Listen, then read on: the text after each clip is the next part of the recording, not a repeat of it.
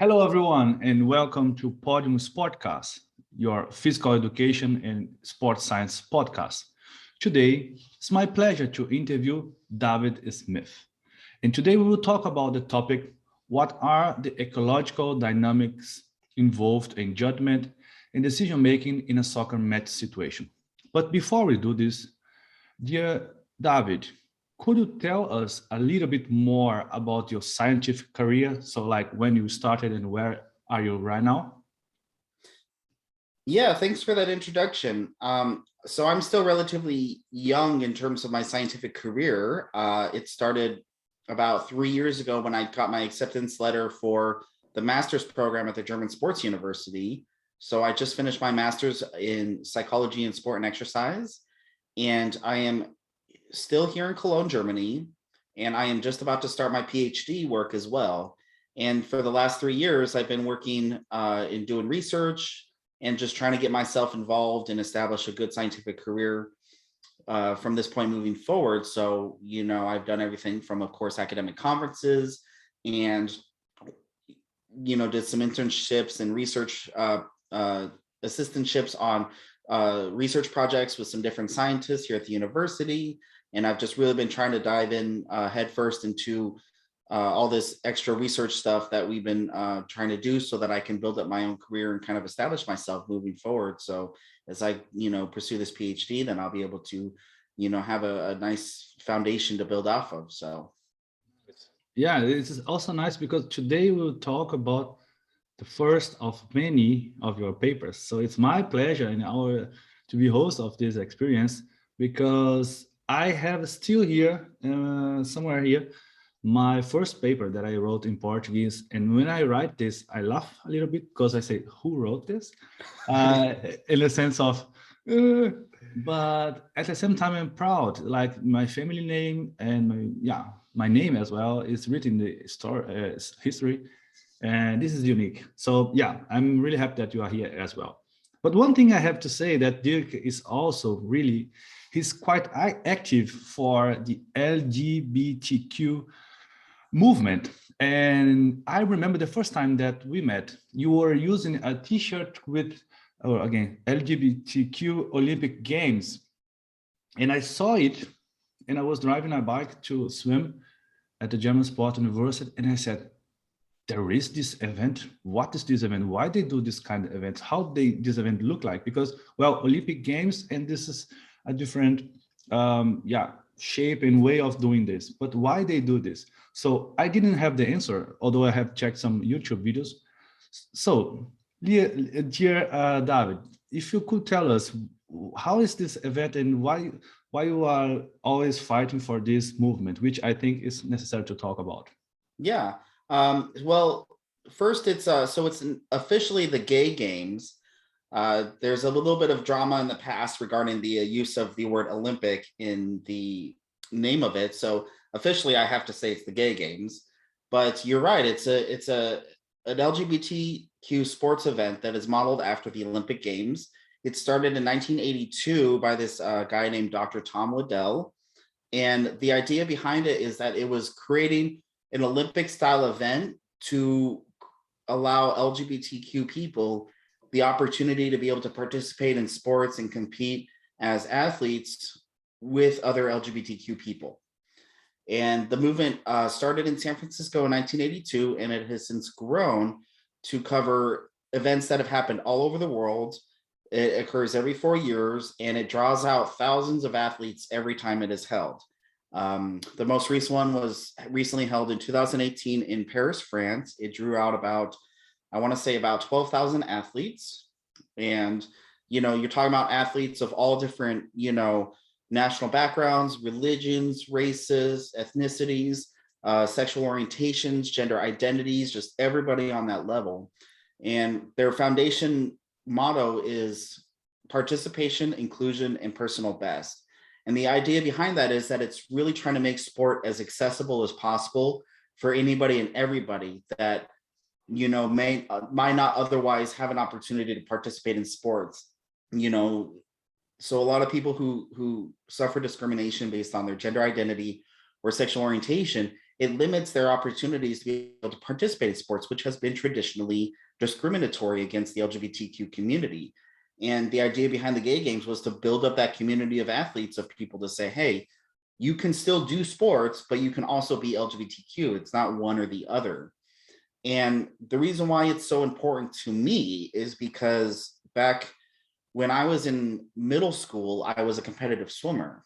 And at this time, I was starting to, learn about myself in terms of my own sexual orientation and my identity. And I realized that I was gay.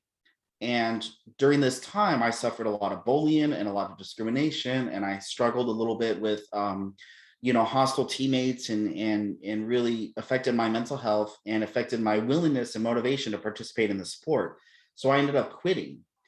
And then a bunch of years later, after I graduated high school and right now I was kind of going through college, but I wasn't really sure what I wanted to do. I had no direction. I had no friends, nothing like that. And I really wanted to get back into swimming. So I was inspired to pursue competitive swimming again, but I wanted to do so in a community of people that I knew could be accepting and inclusive of who I was. I don't like to hide. I don't like to hide being gay. I don't like to, be the type of person that, stays in the closet. I'm a very kind of upfront, this is who I am kind of a person. So for me, I wanted to join a swim team that could help me, embrace that and also help me pursue my goals. And so I joined my local LGBT swim team back when I lived in Denver. And then from there, that's how I was introduced to the gay games. So, they talked about, okay, there's some local sports teams and stuff from different cities around the country that, host swim meets and competitions and stuff like that. And then I remember my teammates, they were like, oh, are you going to go to the gay games? I'm like, well, wait, what is the gay games? I have no idea what that is. I don't know if I'm going to it because I've never even heard of it. And then they explained it to me and I learned a little bit more about it. And in 2010, the first gay games was actually held here in Cologne, at the campus of the German Sports University, as well as some other sports facilities all around the town. But, I didn't know the opening ceremonies was at the Rhein-Energie Stadion. Most of the sports venues at the SPOHO, at the German Sports University, they hosted the competition. So like track and field was held at the stadium, water polo was held at the Schwimmzentrum, everything. The swimming competition was held at the Stadionbad, which is on the other side. And that was an amazing experience, because there was 10,000 athletes. And I remember marching into the opening ceremonies in the stadium and people just cheering you on. And it was such a huge event for me. And it really made me realize that for the first time, it wasn't just about me swimming. It wasn't just about me being a competitive athlete. I was a part of a bigger movement. I was a part of something that was greater than myself. And to me, this was what was really remarkable and important, because I made so many friends and I've connected with so many people around the world. And that event was my first time ever traveling to a new country outside of the United States. And it had such a profound impact on the direction of my life from that point. And that's really what built up my passion for sport and exercise, and it changed my entire career trajectory. So I studied sport and exercise science for my bachelor's degree. And at the time I was very much focused on like, well, here's how much this has helped me as a gay person. So how can I use this to help other people, in the LGBTQ community? So that was the very big foundation of everything that I was doing up until that point. And then that's also what kind of allowed me to pursue this path, that led into my master's, that actually led to me moving to Germany and moving to Cologne. So, I didn't move to Cologne solely based on this experience. I wanted to come and study at the sports university, because of the program and everything that I read about it and all the research that comes out of this university, I think is really, really great. So when I was looking at master's programs, I was like, I want to go there. So that's what held me out here. But it was kind of a weird full circle thing to when I finally moved out of the country and I moved to do this, it actually ended up coming to the same place where it all began. Well, I have to ask this. I was waiting to you to finish the sentence, but well, could you at the time, let's gonna say you were entering at the Rhein-Energie Stadium, like first real like worldwide competition. did you like dream about to be like in Germany and now as a PhD candidate? And now we are talking about one of your publications in sports science. So it was it like possible or was like out of the blue imagination? Like how was it? Well, what's crazy is that so back in like middle school and high school, way before any of this ever occurred, I always knew that I wanted to live in a different country outside of the United States, you know. I mean, I love the US and I love home, but I also really wanted to find a what experience what life was like in a different culture, in a different language, in a different, everything. And for some reason Germany particular was very appealing to me. I always was fascinated by the culture and the language, and I studied German in high school, and all these different things. So that's why I kind of shifted my direction towards this path. But when I graduated from my bachelor's degree in 2013, and then I spent a few years working, in just getting my career off the ground. So I worked as a personal trainer, as a strength and conditioning coach, as a swim coach, I have so many hats. It's really kind of hard to keep track of them all. But I was really diving deep into this career. But at the time I was when I finished my bachelor's degree, people were asking me, are you going to go on to grad school? Are you going to go on to grad school? And at the time I was just so done with college, and I said, you know what? I only want to do grad school if I really feel like I really want to do it. I didn't want to just do it because that's what everybody's telling me to do, or whatever, because I knew that if I went in with that attitude, I wouldn't have the motivation to really see it through. So, I was like, okay, well, I want to, live out on my own, and I want to, have this career first, and then reevaluate and see if this is what I want to do. And then after a few years, that's when I started to realize, like, yeah, I would really like to do grad school. And I didn't want to just do a master's. I wanted to go all the way through a PhD. It's like, I'm not just doing this for a 2-year degree. It's, if I'm going to do this, I'm going to do it. And so that's when I realized, like, okay, well, my career is not moving forward. I'm kind of stuck, and I'm not getting the opportunities that I was hoping I was getting. So, okay, time to change, time to mix things up. And at the time, I wasn't really sure if I wanted to leave the country, but I knew that I wanted to leave Denver. I love Denver, but I grew up there and I spent my whole life living there, and it was just too much comfort zone, too much, been there for too long, and I needed to change of scenery, a change of pace, a change of everything.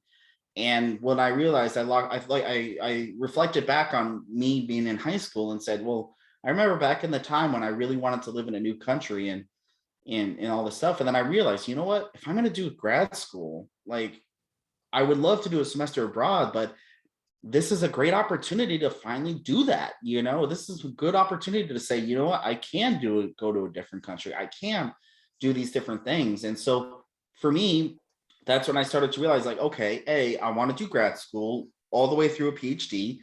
And B, if I'm going to do this, let's look at what programs are available in different countries across, the world. And I was like, okay, well, what countries would I see myself living in? And of course, Germany was at the top of the list, and a couple other countries in Europe. And then there was other countries like Canada and Australia and stuff like that. But just started to, look at programs and schools in these countries and seeing what was out there, and just researching it and going through it. And it's like, okay, well, now I made a list of all the programs, that I liked. And then I just started applying and saying, okay, you know what, like, why do I want to do this? And what do I want to get out of it? And go from there. And so I knew that I could see myself coming all the way through, but in terms of how things have developed since then, it's one of those things, right, where you see where you want it to go back then, but then maybe it doesn't evolve exactly the way that you imagined it. But in the end, you're still going the direction that you thought you were going to go.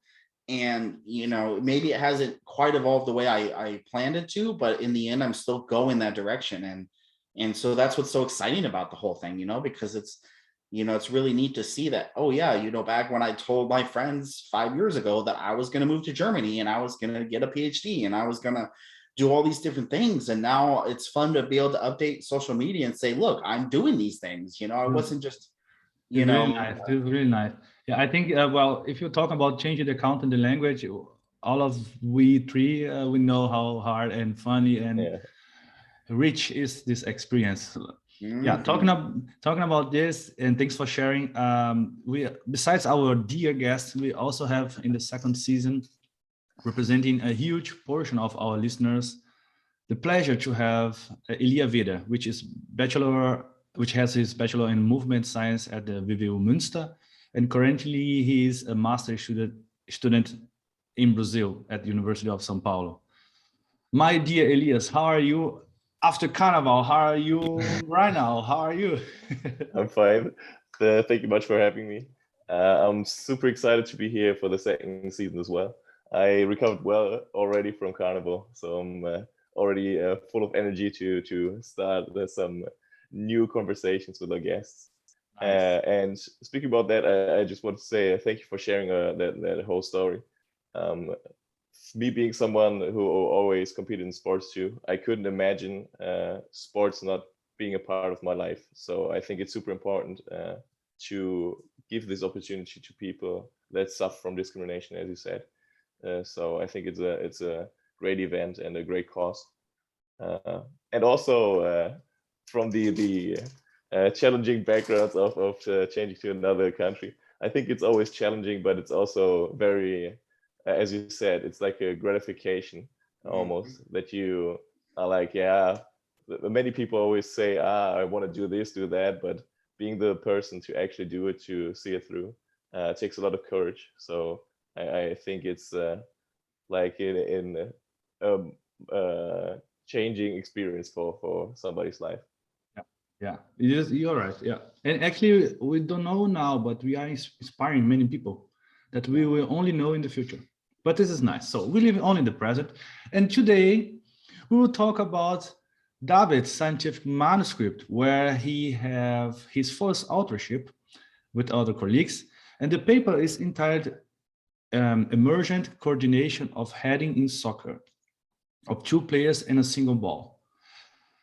Dear David, can you tell me a little bit more about the story behind this paper? What was the motivation? What was the idea before you started this scientific work? Yeah.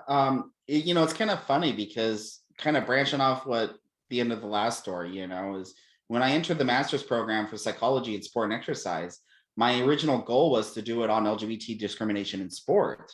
But as I was going through the program, we learned a lot of aspects of social psychology, and we also learned a lot about of aspects of cognitive psychology. And I found a lot of the stuff from cognitive psychology to be really interesting and really neat, to learn how does the brain perceive and process and information, and how does it decide what to do with it, and how do you act upon this information that you perceive and your brain processes. And as we were going through it, I also started to so kind of a side note, my favorite book in the world is Jurassic Park. And in Okay. Jurassic Park, there's a lot of one of the major foundations in Jurassic Park is the use of chaos theory, which, if you've seen the movie, the character of Dr. Ian Malcolm talks a lot about chaos theory, and it goes into a little more detail in the book. Well, inspired by this, I actually started doing a lot of my own research outside of the master's program on dynamical systems, chaos theory, and complex systems, and all these different things. And I was as we were going through the program, and I started to think about, okay, well, what kind of topics do I want to do for my thesis, and how can I bridge this into something that I can do a PhD in, and so on and so forth. And I was thinking, okay, I really would love to do something in cognitive psychology and chaos theory or dynamical systems, because I love the LGBT stuff, and I'm still in my scientific career, I'm still going to pursue it. But for me, I always seek out challenges, and I always like to seek out stuff about things that I do not know. And I know a lot about the LGBT in sport topic, So for me, to do a master's thesis in that, I was like, oh, I can do it. But it just felt like it would be a little too easy for me, So I wanted to do something that I really wasn't that familiar with, and I really wanted to learn from. So, and after researching this, I was like, okay, well, who can I get in contact with at the university, and who would be a good supervisor to maybe give me some direction in terms of, what kind of research I can pursue on this. And I reached out. So I had a list of potential supervisors that I was going to contact. Well, one of our professors at the university, Sven Hoffman, sent out an email and recommended there was this visiting researcher coming to do a talk on his paper on emergent coordination. And so he invited us master students to go and attend it. And I think it was only me and one other person in my cohort that went, along with, some of the other PhD students, because it was kind of, they were the target audience, not the master students, but the PhD students were. But I was like, it was on emergent coordination. I was like, wait a minute, emergence, that's dynamical system stuff. I need to go to this. I want to learn about this. And so I went to the talk, and, his paper was about, emergent coordination with two players playing basically a computer game. And he presented the research, which was very interesting, and I really enjoyed the presentation. Well, it happened to be that one of the top person on my list of supervisors to reach out to, Professor Daniel Memart, he was at the talk. And I hadn't met him in person yet. I didn't even email him. So I had no contact with him beforehand, but he was there. So as soon as the talk was over and everybody was chatting with each other and stuff, I went over and introduced myself to him. And basically it just started we just started going boom, boom, boom, boom, boom, back and forth. And I was like, oh yeah, I'm really interested in this kind of stuff. And I think it'd be really interesting to learn about. And I was going to reach out to you about potentially doing a thesis with you or a PhD or something like that. And he is also very quick to respond as well. So he was like, yeah, even thinking of having somebody do a master's thesis in this topic and blah, blah, blah, blah. And so, basically literally was ping pong. It felt like just bam, bam, bam, bam, bam, bam, back and forth. Okay. And then before you know it, I'm doing my master's thesis with him on this topic of emergent coordination. And the idea is that, we would, instead of using a computer game that the author of the original paper did, Dr. Frank Zoll, who's one of the co-authors on this paper, instead of using a computer game, we were going to do it with real athletes in a sports setting, which had never been done before in this kind of research. So I was, for a master's thesis, I was one of the first researchers that was actually going to have to develop an experiment with real athletes on a real sports situation. So I was like, well, okay, well, this is the challenge that I wanted, I guess. This is real life, no? This is like the game is going on right now. It's not like exactly. And I was like, okay, well, we'll figure this out. And he's like, so he's like, okay, here's the data. Here's how you're going to collect the data. And he just was like, here's this, system. And then, so what we had was this local positioning system, which used a bunch of different radio transmitters that you put around the soccer field. And then you have this little sensor that you have each athlete wear. And then there's a sensor in the ball itself. And when you go through the task, you have data being recorded every 25th of a second. So it's recording the X and Y positions on the field, and then the velocity. Which for our audience is like front and back and right and left. Well, yeah. So it's just it's a two-dimensional. So all it does is it just is two-dimensional. So it's not going to tell you how tall you are, but it's just, X and then Y.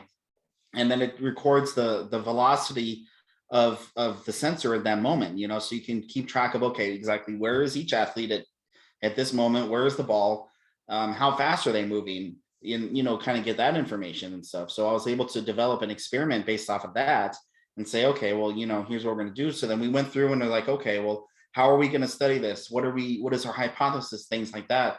And so we were able to set up the experiment and run the data collection. And here's the fun part was I got to do this in the middle of a global pandemic. Wow, and applause. This is not that easy. I have collected also in the beginning of 2020, I also collect some data and was like, mask, how to use a mask. I didn't never use a mask in my life, and right, and all the clever things and your fingers. I know how hard. So congrats.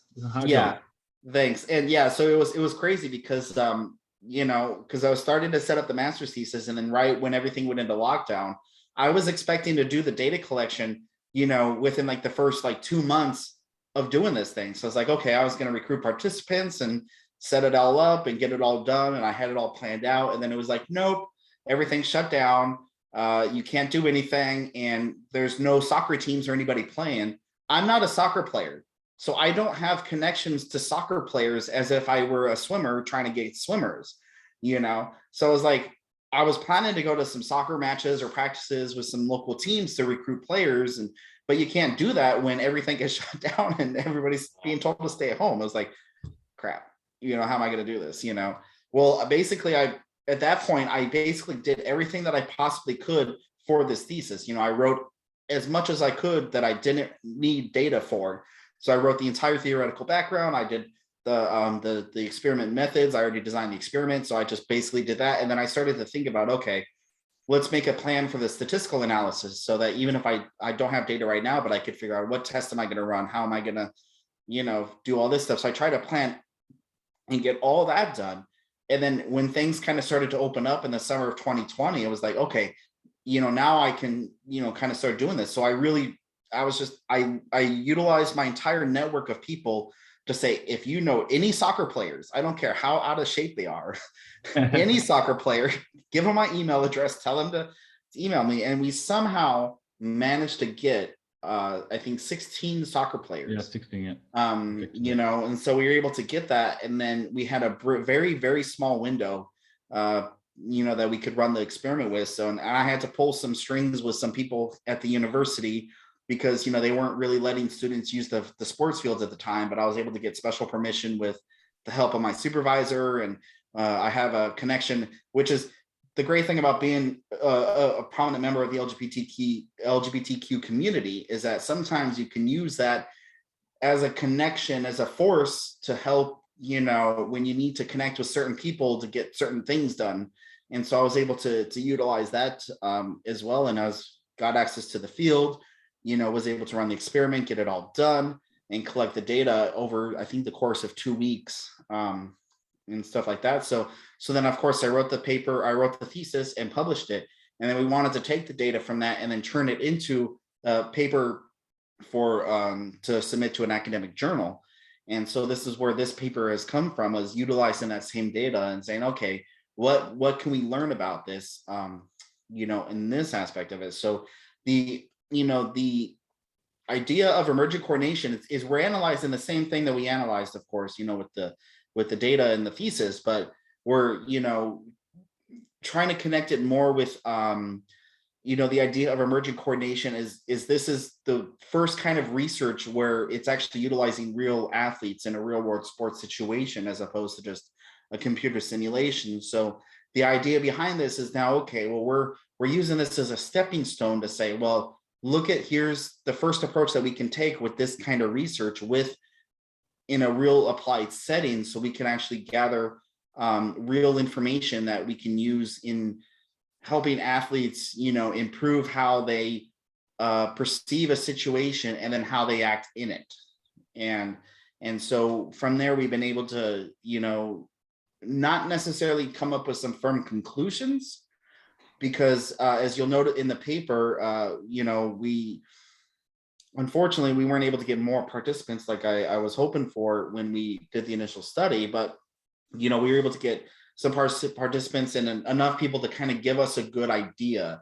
And so with this paper would be a stepping stone where we can use it to hopefully inspire more research on this front and say, okay, well, maybe we can run this experiment again, or we can make refinements to this experiment, get more athletes, get more people, and be able to really get a solid picture to see, okay, does the data that we have and the analysis that we're doing and the conclusions that we make with real athletes, does that match, or is that relate to in any way or connect with the data that we are getting from the simulations?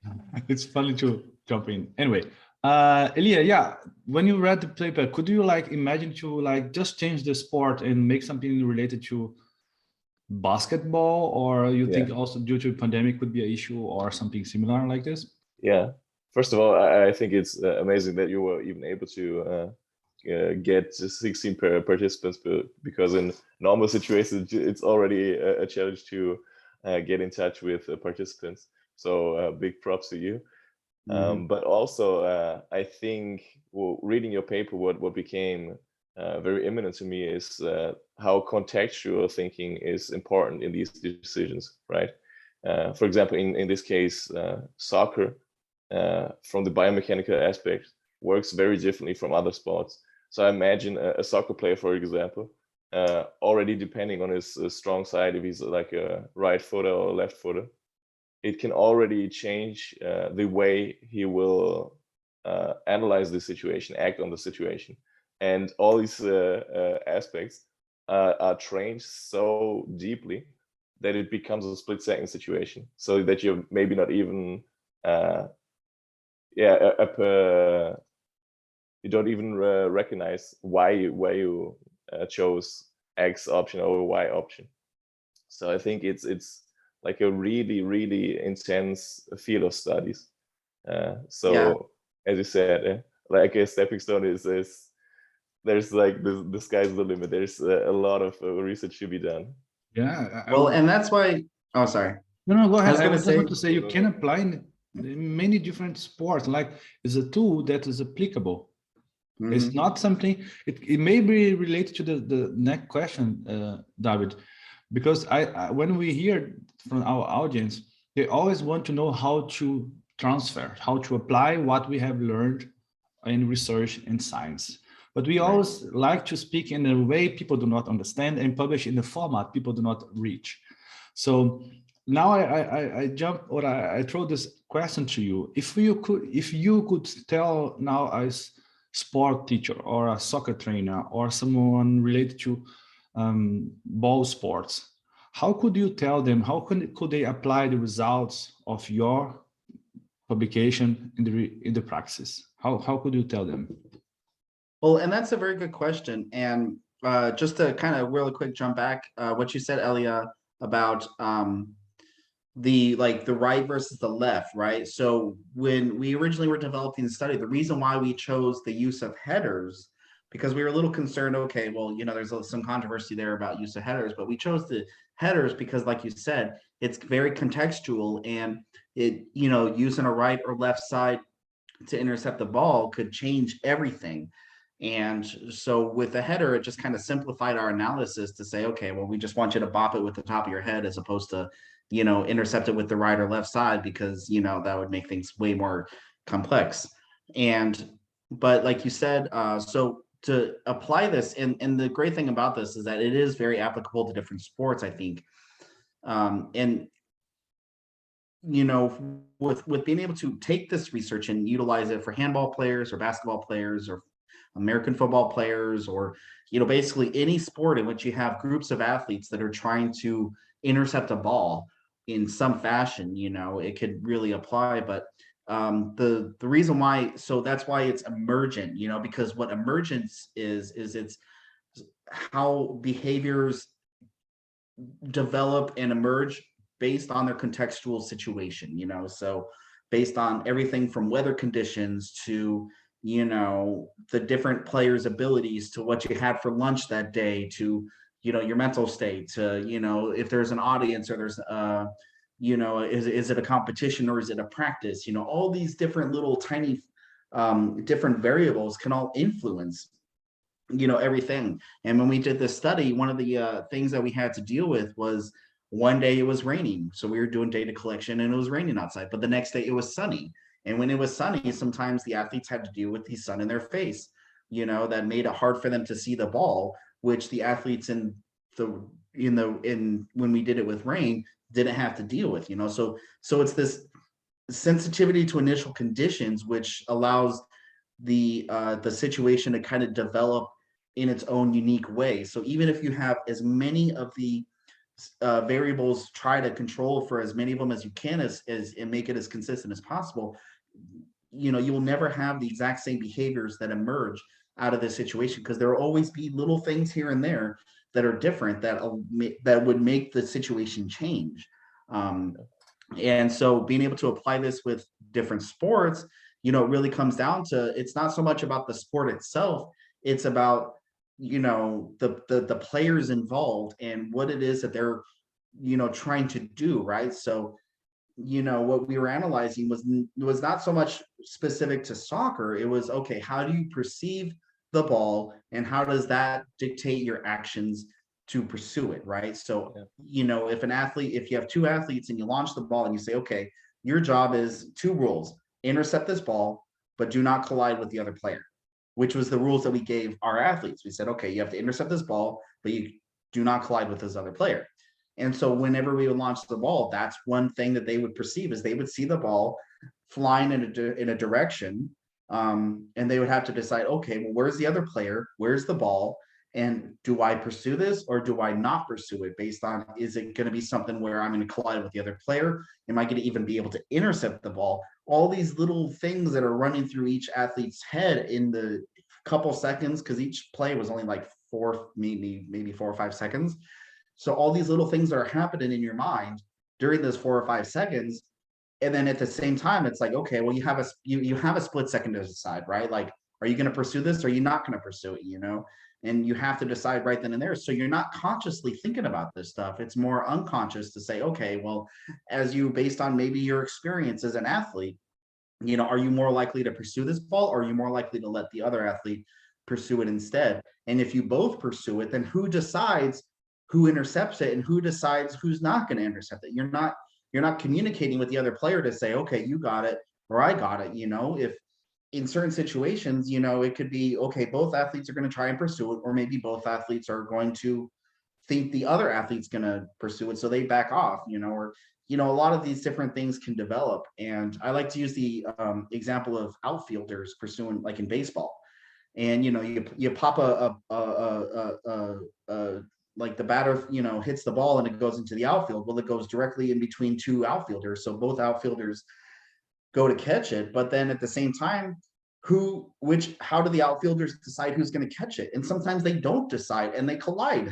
And it happens all the time in baseball. Yeah, I have seen it's kind of crash. It's like crash itself. It's not that beautiful movie to watch, but yeah, no. But I understand that maybe they don't get in contact with the situation as a training, but more as a reality how to deal with. So they take the decision, go, whatever it happens, they go and they collide. Right, and they're so focused. Oh, sorry.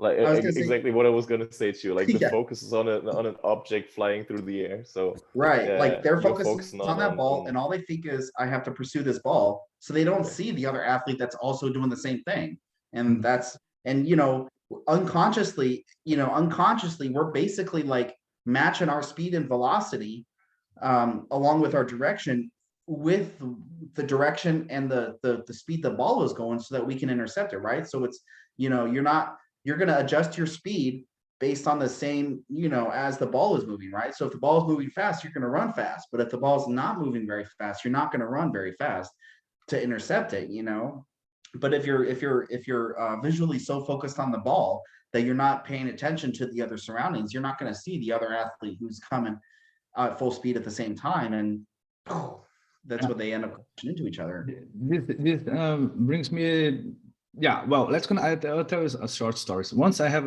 applied for a job I just found it again, the name, Center for Advanced Study of Collective Behavior. And there they do a lot of research. It's in Germany, it's in Constance. They do a lot of research with animals' behavior. Do you remember this of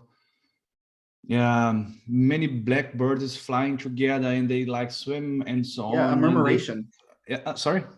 A murmuration is what it's called. Yeah.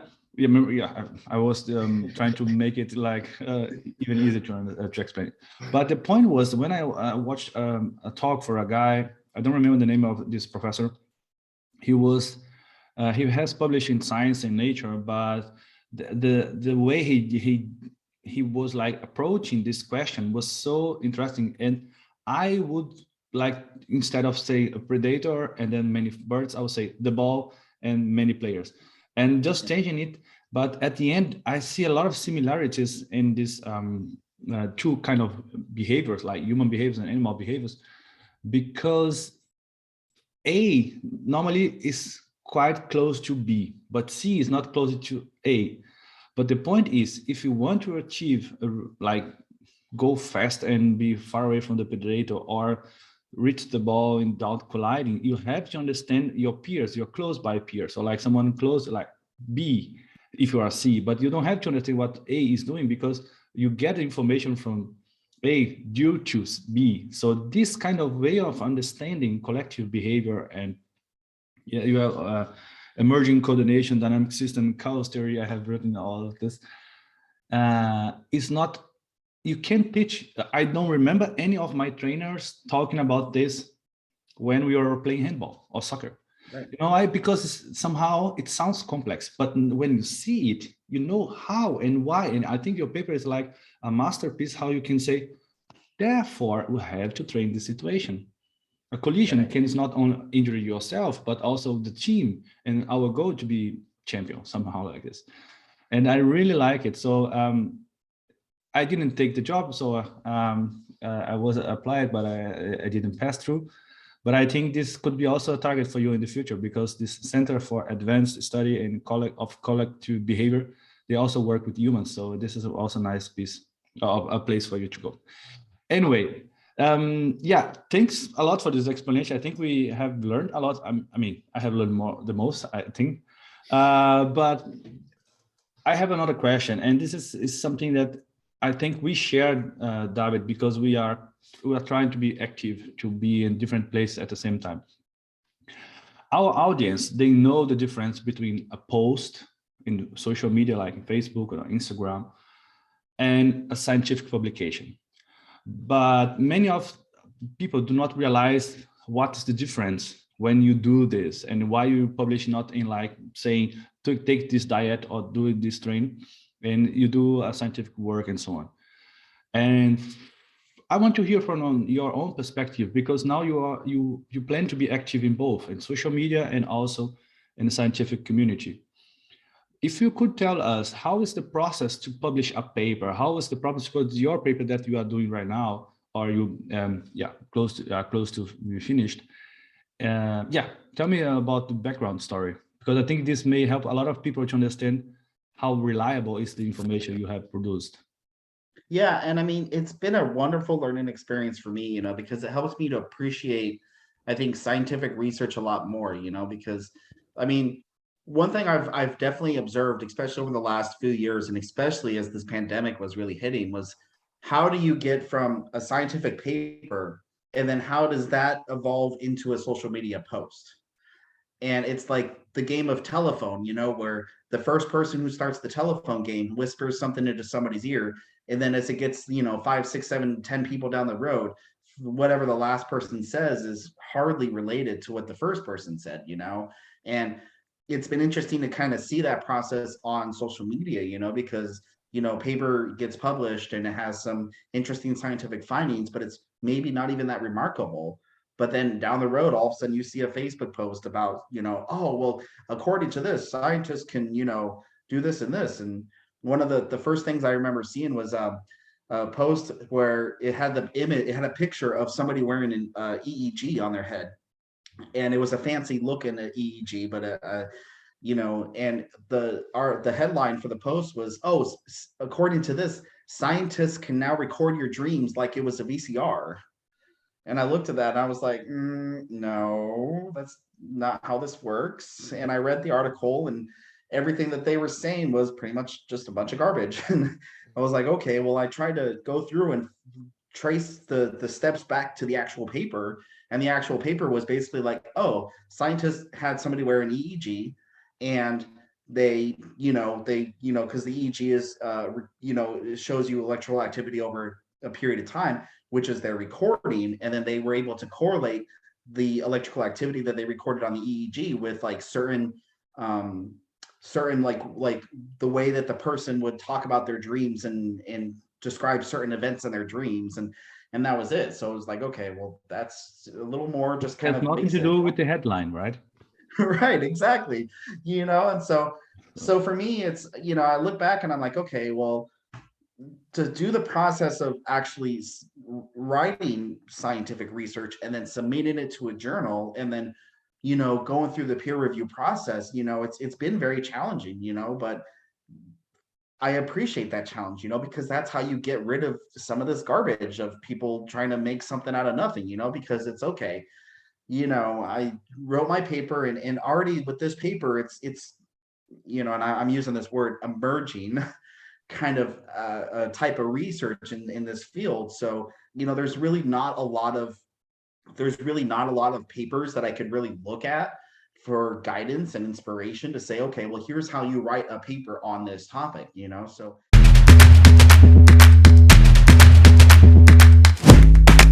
There was some, but a lot of it was kind of trying to figure it out. And that's why I was very thankful for the colleagues that were helping me out with it, who gave me a lot of guidance on, okay, well, here's what reviewers are looking for, and here's the journals we want to submit it to, and here's kind of their standards, because they have a lot more experience than I do. And so as we were kind of writing this thing out, and one thing I've especially learned in Germany specifically has been like, okay, well, you just be very frank and very just to the point about things. And that's pretty much it in science. It's okay. You don't have to sugarcoat. You don't have to fluff up anything. You just, bam, one sentence, and that's all you need. And you could describe it. So I think it's improved my, not only writing, but I think the way that I try to not only understand things, but also to tell people about them. And for me, a big reason why I really, in pursuing this whole career, this whole PhD, this whole career in science and academia, is I love to learn about things, and I love to tell people about them.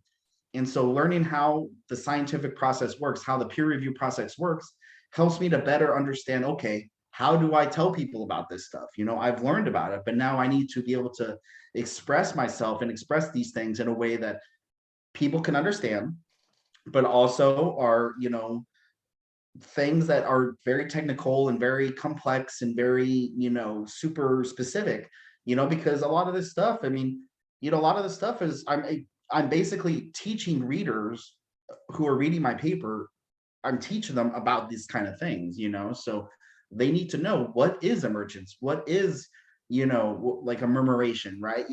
How are these things work? And so being able to go through and do that, so then submitting the paper into the journal, and then getting comments back like, yeah, it's of course, sometimes when you have a paper and you're like, oh, this is such a great paper and everybody's gonna love it, and I'm so excited to submit it, and then you submit it and you're like, okay, it's gonna go right through, and then of course it comes back and it's just full of red marks, and okay, well, this is crap, and change this, and it can be a little, at first it's a little, like, oh man, like I thought that was so good, and apparently it was, horrible.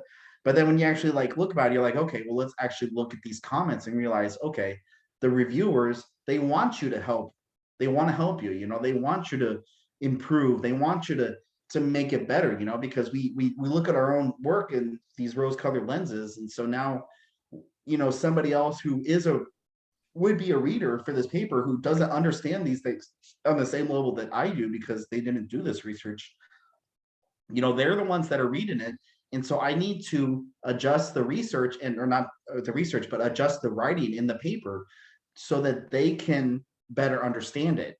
And so when you get these comments back, it's okay, yeah, it feels like it's a lot to work and a lot of things to change, but at the same time, like, well, this helps me to better express the ideas that I'm trying to express, and to create a stronger paper, so that when it eventually does get published, it's going to be something that, hopefully it's not just going to be something that somebody tosses to the side, but when they actually read it and then they try to understand it, it's going to be something that in the future people are going to say, hey, you know what, this is a very interesting topic. Let's teach about it in a sports science course, or let's, write a paper where we're going to reference this information, or something down the road, so that, it becomes, and profit from this right at the end. Exactly, Yeah, this is quite good. Yeah, I think also the reviewers, they have what we actually, as a young scientist, we don't. They have more expertise and time in this field than us normally. And let's gonna say they use 1 hour or 2 hours of their day to comment a paper. They are doing actually what in social media they don't do as a haters. So they hated say, like, I don't like this bullshit, like they make a new hashtag or something like this, and that's it, without explanation.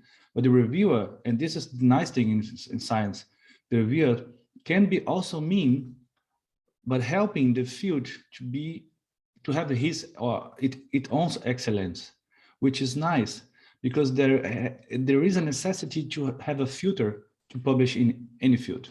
And the reviewers are the stakeholders of this, well, quality, excellence, and so on, independent of the field. Therefore, I really like your explanation, because I think this is matches a lot what we have heard in other episodes, how it's necessary to have the review process.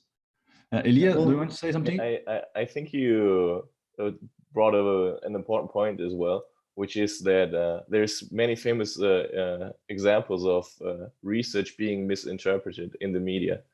So the scientific language is always a bit specific and difficult to understand. All to a certain point, intentionally as well. I think there's like a paper that related consumption of red meats to cancer, but there's also like causation isn't all necessarily correlation. So it's always important to contextualize that information that is published. So I think that's an important point you brought, and especially compared to social media posts, maybe serving as a transition. I think there's like the big difference of how do you present this? Are you trying to like make people most aware, or do you want to guarantee the quality of your statement? So I think there's a whole different approach between the two. Yeah, this is, and actually here at PODIUM Sportcast, what we want to do is giving you as an expert the opportunity to talk with your own words what you can reach in the format of a paper. And this is so nice because now when I read the paper, because I have read the paper today and I see you and I talk to you again, it's clearer. So it's like it's an addition how to interpret it and get the message of the paper. And also Really social media can help in this way to be able to contextualize the information of your publication more for who might be listening. So you don't have to change, like misinterpret what is written, but you can also like better explain, make it more accessible to people. So I think there's also great potential in social media in this aspect. Yes. Well, and I will say, I think it's also creating a closer connection between the researcher and then the people that would be seeing it on social media, right? Like, because if the research is going to be posted on social media at some point anyway, whether it's by me as the researcher or by maybe somebody at BuzzFeed that just kind of like reads a little and takes it and runs with it. But at the same time, like, if I'm the one posting my research and talking about it and saying, oh, look at this cool stuff I got to do and all these cool things I got to learn from this, that creates a more connection. So then if somebody does read that paper and then they may, because like you said, it can get a little technical and sometimes it gets a little convoluted in terms of the science and stuff like that. So then being able to say, hey, look, here's this researcher. Now maybe I can talk to them specifically so they know exactly who to talk to. So instead of scientists say, it's, oh, this scientist says, and then they can connect with me specifically and makes it a lot easier to. Yeah, this is exactly the idea. The PODIUM Sportcast wants to create this bridge. And Jake, I want to tell you something really funny. When I was, I don't know, 22 or something like this, I met an author of a book I read like 5 years ago. And he was talking about basketball. Actually, I interviewed him in the last season. It's Professor Dante De Rose. And, I have this picture, basketball, black people, tall, strong, everything, like all the cliche you see in NBA. Man, he is like small, like she's like smaller than my wife. And he's not that like, and it was like a shock. If he would tell me now about basketball, I would not like buy the idea because it doesn't fit. But the funny thing was now we are friends, and he also had one episode here in PODIUM Sportcast.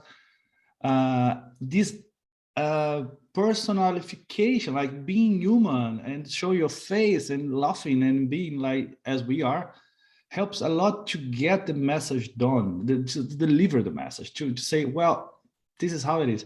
And I think people will never figure out, well, we are in Spotify and also YouTube, but if they see you, they'll say, this is David. Okay, they will see like, huh. And this Not is just so the nice. name on a paper, but a person as well. Yeah, right, exactly. Yeah, this is also a nice way of doing this. Well, sorry, I just have to say this because I remember this was so like, and it was like so small. Anyway. Well, and it's also a really good point too, because I mean, a lot of people comment. I know this is kind of slightly unrelated, but we've been talking about LGBTQ in sports, and for me specifically as an openly gay athlete, and all these other things, and that's why, like, for me, it's that kind of visibility also is important, because it's when somebody, I'm very like, I like to wear rainbow shirts. Like you remember seeing my gay game shirt, and I even have sitting on my desk a rainbow flag that I'm going to put up in the window of my, my office and stuff like that, and to have that kind of visibility so that people can make those connections to say, oh, look, yeah, here's this person who did this research. Yes, like you said, it connects them to a face, but then they also realize, okay, this face is a whole human and a whole personality. And, oh, look, he also is an athlete, and he's a gay man, and all these other things. And that kind of representation as well for me, with my own history and my own uh, perspective on being a gay athlete in sports and being a gay person in sports, it creates that kind of representation so that when other people, they can better identify with, oh, wow, look, here's this gay guy who's doing really cool research on stuff, and it makes it easier for people to kind of have that representation and to see maybe a part of themselves in somebody else who's doing this stuff. And hopefully then that's when we can really start changing things, to say, hey, look, here's this person, now that's what they're doing, I can do that too. Yeah. Really nice. And really especially today, I think, like in the era of misinformation, we as scientists have a certain responsibility to maybe try to diminish as much misinformation as possible. And it doesn't take a lot to say, yeah, here's my paper that I wrote, and this is actually what it means. So make that step that other people might do, as you said in that study, that now we have VCR of dreams, which is not actually the case. So the scientists would have had the opportunity to say, hold on, guys, it's not actually that exactly this way. It can already like prevent fake news from spreading in a certain way. Yeah, so that's also kind of the intention here, to be able to give some more detail on the research. Yeah, which at the end shows that you are a scientist, you are human, and you have your sexual orientation and so on, religion, taste of beer, and so on. So really nice. Thanks for opening this, and thanks a lot for your explanation. It makes a lot of sense for me. Finally, dear David, I would like to know where, or maybe I know now, but I know some years ago as well, but where people can find you. So where are you in social media or ResearchGate? How can people find you to reach you?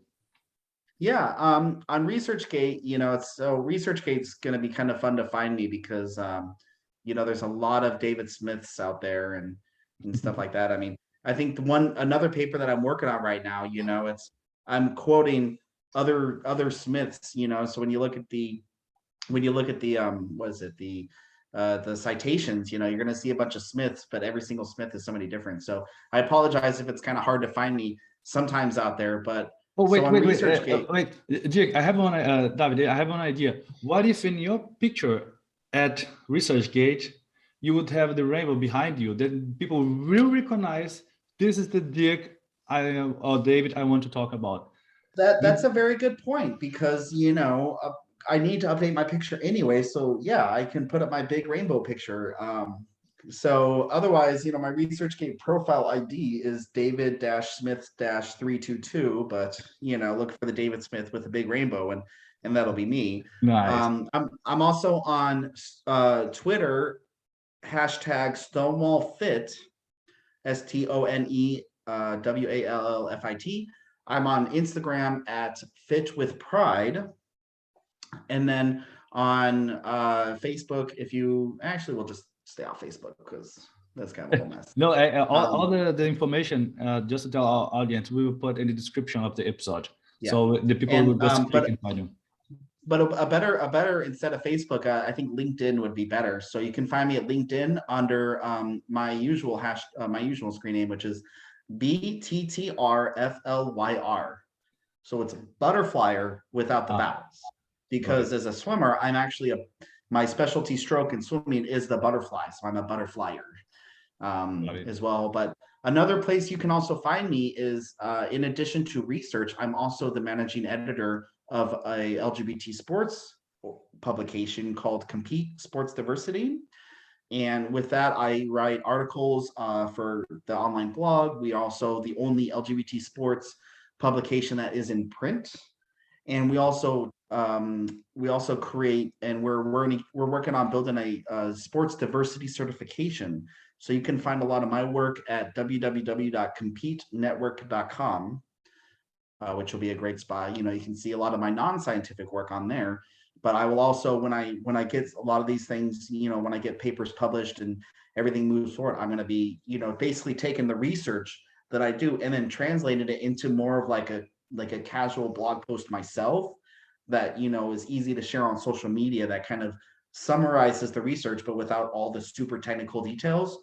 Of course, it's going to link back to the research, so people will be able to still access the work if they want to look into it.